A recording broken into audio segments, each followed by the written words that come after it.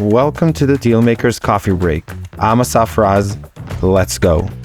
So welcome to another episode of the Dealmakers Coffee Break. And today I have a special guest, which a shameless plug for me, he's also a client of Agora, which I work in. His name is Gaurang Gala.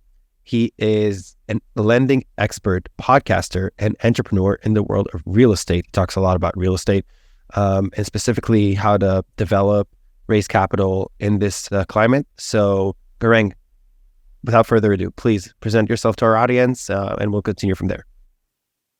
Hi, everyone. My name is Gaurang Gala. I am CEO and co-founder of Gala Investments. And our philosophy here is making investing simple and accessible to a really big community and diaspora here in the United States, which would be what I call new Americans, right? These are first and second generation immigrants to the United States. And I use the term new American because once you come to this great country, whether you came in 1905 or 2005, you're still a new American. Mm-hmm. And I love using that term. I wanted to catch on more instead of the word immigrant because not just in the US, but all across Europe, other parts of Asia, it's become a negatively connotative thing. And we want to make it a positive thing, right? Because if you see some of the greatest entrepreneurs are first and second generation new Americans to the US, whether it's people like Elon and others who have come to the US to pursue their careers. Mm-hmm. That's great. Yeah, I feel like you have a very strong personal connection to what you call new Americans. You've been doing it since MKM Commercial Realty back in 2015, right? For at least 2 years there, helping new Americans navigate landscape and to purchase, lease, or sell their business or investment asset. And you've done that throughout your history, right? You've done everything you've done was kind of connected to it. Can you share with me why is that so close to you and how does that portray within your strategy and your current investments, what you're doing with Gala? Yes. So one of the craziest things I realized was even though my father had money in the bank and wanted to start a business, he was not able to do so because he didn't have that network of lenders and those relationships because of the fact that his English was not the greatest and a lot of people didn't take him seriously, right? But he had the business acumen, entrepreneurship, and those kind of things. So my goal when I got into this was giving first and second generation immigrants the access to capital, the access to knowledge, and really the access to financial services, right? And mostly through lending and real estate. When I started, that's what I did as a small business banker and as a commercial real estate agent. I was giving access to these people who had worked really hard 10, 20, 30, 40 years and had saved up all of this money, but they really didn't know how to invest it and how to be able to scale their companies and small businesses into larger businesses because they didn't have access to capital. So one thing leads to another. I become a lender and a banker to help these people. And a majority of my clients, even today, I would say over 75% of them are first generation new Americans. And I myself actually am one as well, right? I was born in India. My parents immigrated here when I was 5 years old to the United States. And my father came to America with $100 and, the typical immigrant story, built a large business, and now is worth millions of dollars. Mm-hmm. Mm-hmm. Wow. It's a more of a real estate connection. It feels like a personal connection of creating that, it's like a wealth for people that, they came to the States and they didn't actually know how to do that. That's such a great connection to what you do. And actually coming from the lender side, I feel like you need a lot of guts to be on the lending side, specifically for what you call new Americans that are not very familiar with the American economy, not necessarily know how to bring up a good business or know how to recognize a good investment. How does that work? How did that work in terms of lending money in that direction? A lot of these guys and women are extremely hard workers, extremely talented. They just don't know how to explain it to an underwriter.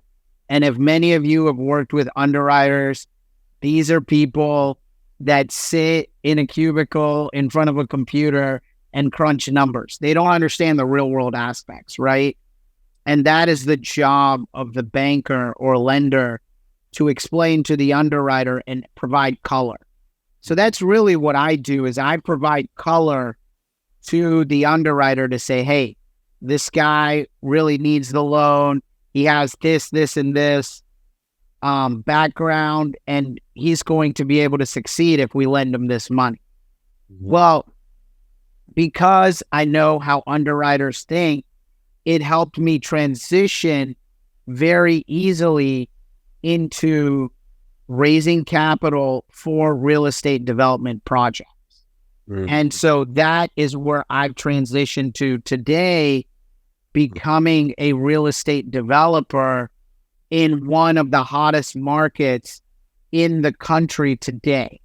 So we are in the Research Triangle of North Carolina, Raleigh, Durham, Chapel Hill. Mm-hmm. We have the highest concentration of PhDs outside of Silicon Valley. We're really number one in biotech in the whole world, top 5 in pharma, and top 10 in tech in the US. Mm-hmm. And so we have done really well here, and it's helped me to be in a great market like North Carolina and the Research Triangle, to be able to have access to these great pieces of land to develop multiple projects. Mm-hmm.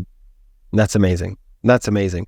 So let's talk about, these projects. Let's talk about the current state of the market, right? It's something that comes up almost in every episode. But what is your strategy currently? What are you doing with, higher interest rates, higher cap rates, right? Some of the assets that you might have went in to invest a long time ago. The circumstances might have changed. What are you doing today in terms of capital raising, but also in terms of development of real estate? So one of our philosophies around real estate development has been to find infill, and I call urban infill, and what I call a new category that I've coined. It's called suburban infill. So these are areas not really in the urban downtown core, but right outside of the urban downtown core in what I call the suburban core. And these are areas now that, as many of these cities grow, they are becoming heavily populated and more densely populated. Mm-hmm. Another one of our strategies is that with a lot of work from home, hybrid work schedules and everything, the advent of AI, machine learning, algorithms, everything that's going on. And I think also like in security, cybersecurity, where anyone can work from anywhere in the world, the need and the real demand today is for housing. Mm-hmm. At the end of the day, jobs can be automated or they can be work from home, but everyone is going to need a place to live. It's true. And unlike parts of Europe and Asia where you're seeing population decline.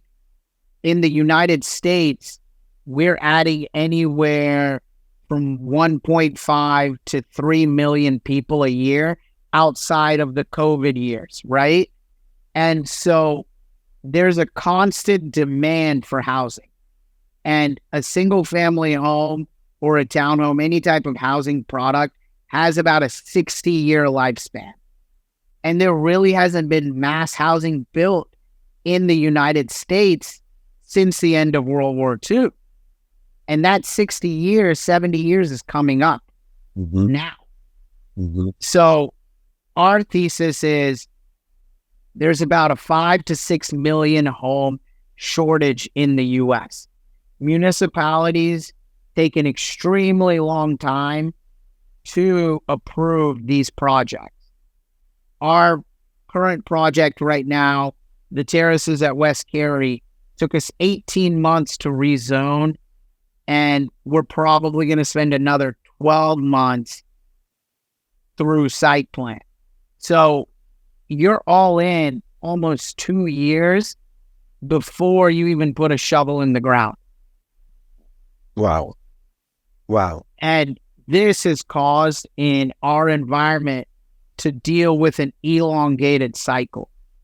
So we expect that by the time we have these units for sale, we're going to ebb and flow out of the recession. Yeah, it's true. Also, I know that what we've seen it as more like a trend where people are, well, they've been used to the last 14 years, right?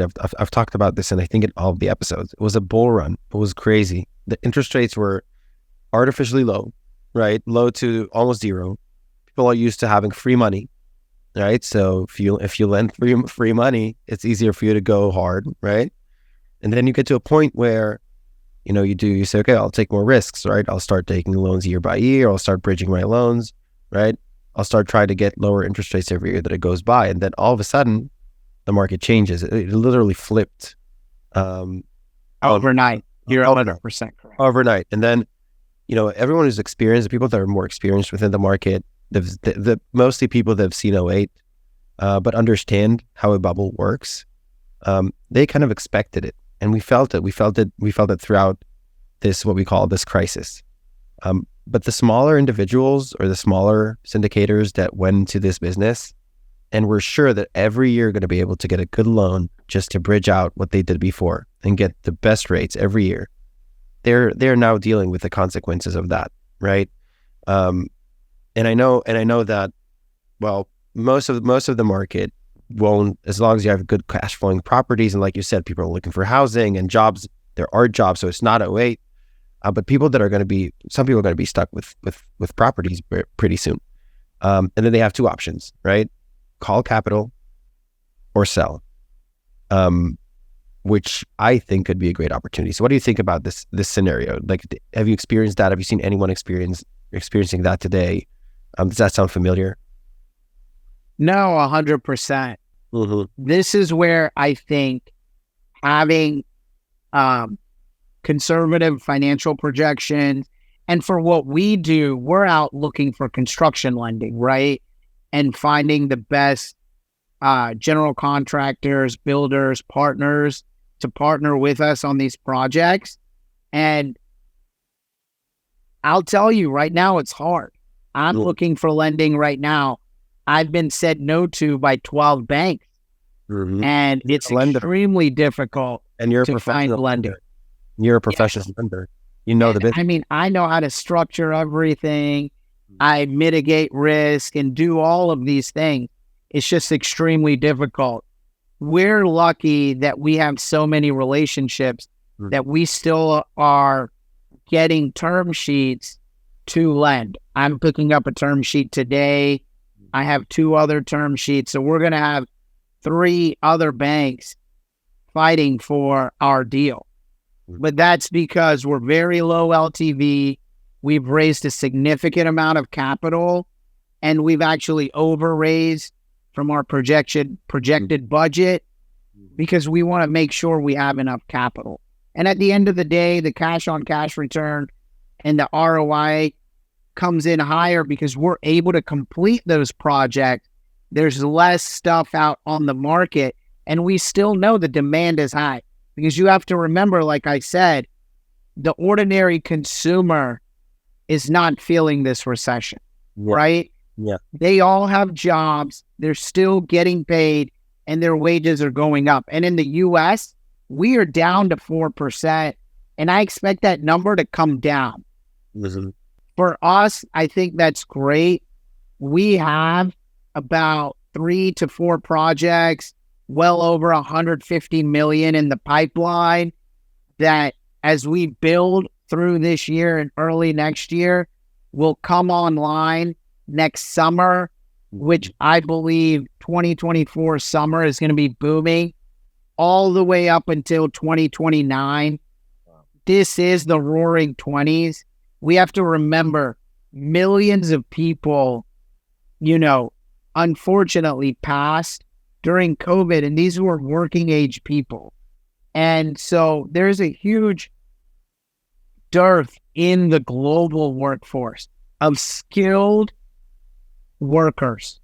And until that catches up, as colleges start graduating younger people and they're trained, which could take a decade or more, I think this is the decade of the worker. Mm-hmm. And as that occurs, I think you're going to see a lot more buying power and demand, because at the end of the day, Western economies, the US, Europe, Canada, Australia, and the UK are all consumer-based economies. And the consumer is strong. So that's the bet that we're making. And the other bet we're making is that no matter what automation occurs, people still need a place to live. But what we have done is we're building townhomes, apartments, and those kind of things for the modern worker, for millennials and Gen Z.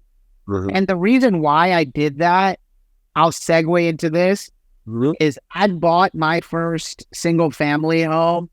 I'd owned townhomes and condos in the past, but I bought my first single family home in 2018. And I realized that the technology and the type of things that they were using in those homes was the same technology from the 80s and 90s. But I ended up spending about $30,000 to $35,000 in just upgrading all of my lighting to smart lighting, LEDs, adding solar, adding electric vehicle charging, adding a smart home component with a thermostat and a doorbell, with a camera, cameras around the home, those kinds of things. And it's shocking to me that these large publicly traded builders do not offer that. So we feel that there is a niche created by the 2008 housing collapse where all of these middle tier builders went away. And our goal is to fill in that niche between the large publicly traded companies and then your fly-by-night mom and pop builders. Mm-hmm. And that's where we want to fit in. The goal is to have, revenues by the end of the decade under $1 billion, but in the hundreds of millions, where we're building anywhere from 300 to 500 housing units a year. Wow. That's a great strategy. So this is when we do what I call a shameless plug. So this is the opportunity to share what you're looking for exactly, your contact details, website, and anything like that. It's shameless. So go ahead. Awesome. Well, if you guys would like any additional information, feel free to reach out to me through our website, galainvestments.io. Our focus is on commercial and residential real estate development in the Southeast, which includes the Carolinas, Georgia, and Florida. And we will be launching our next fund. It is a $40 million fund, New American Capital Fund 1. towards the end of this year. And we are always looking for LPs. And if you are an experienced GP in the Southeast and you'd like to partner up on a deal or talk to me, feel free to reach out to my email, my first name, Gaurang, Gaurang, at galainvestments.io. Thank you, everybody. And I appreciate us all for having me on the pod. Thanks, man. Thank you so much, Gaurang. It was great having you, and we'll see you all in the next episode of the Dealmakers Coffee Break. Thank you for joining us. Check out more episodes on the Dealmakers podcast, available on Spotify, Apple Music, Google Podcasts, and Agora's website at agorareal.com/podcast. See you in the next episode.